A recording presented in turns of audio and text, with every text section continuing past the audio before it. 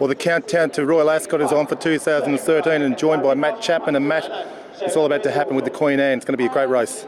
It truly is. We might not have Frankel this time around, but we've got a horse who brings true history to Royal Ascot, because you have to go back to the 1930s to find a Kentucky Derby winner to come to the UK. And just think how difficult back in the 30s it must have been just to get here. Kentucky Derby winners run on dirt. Dirt performers don't usually go outside of America. So this is an extraordinary point of history for Royal Ascot. And we might not have thousands of Australians like we had for Black Caviar, for instance. We're not going to have lots of Americans. But just on a history point, this is a big, big moment. In many ways, the biggest moment of the meeting. Think he can beat him? He's £10 clear on official ratings. He's by far the best horse. People say, oh, well, he's never been on a straight line on turf. Well, hold on. He'd never run on dirt before, and he won the Kentucky Derby. He'd never won on a run on taffeta before, and he won the Dubai World Cup. And when he ran on grass, he finished second in the Breeders' Cup Mile and arguably should have beaten Wise Dan with a clear run. So I'm not too fussed about him running in a straight line, which is what he does every single morning in his preparation for this race. If the best horse wins a horse race, Animal Kingdom wins, and if he doesn't win, then any of the others can win, because to be quite frank, it's not a good renewal. He's the star of it.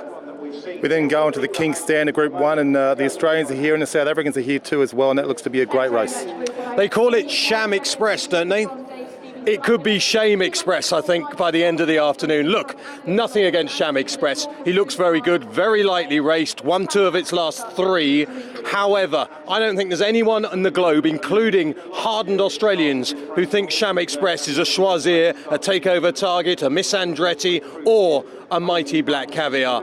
He clearly isn't that good, and I think this is for export, and I'm going to be really boring. I am boring, really boring. I think the South African Shay Shay, if he produces his Maiden form, he just wins. St James Palace is the third of the Group 1s for the day, and it looks to be a great race with Magician and Dawn Approach. Yeah, the St James's Palace, technically the big race of the day, although, of course, if you had Frankel in the Queen Anne would immediately become the big race. This massive smash-up job between the Irish 2,000 guineas winner Magician, who's the new kid on the block. No one thought Magician was any good at the start of the meeting, start of the season.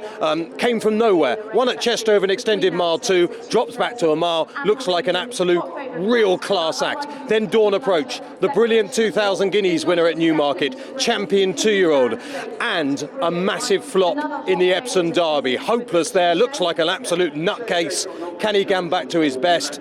And then there's one other horse to have a real close look at, Toronado, who disappointed in the Guineas, came there on the snaff. Upsides Dawn Approach, found nothing, and has had a little bit of an operation, a breathing operation. If he can now breathe, he's interesting as well. Magician had a little setback in the last 48 hours, but is due to run this afternoon.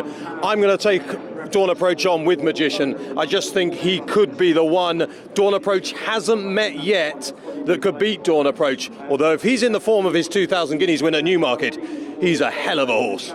Well, there you go. There's the opinion of one of the doyens of the media here at Ascot, Matt Chapman, on the 3 Group 1 races here from Royal Ascot on day 1.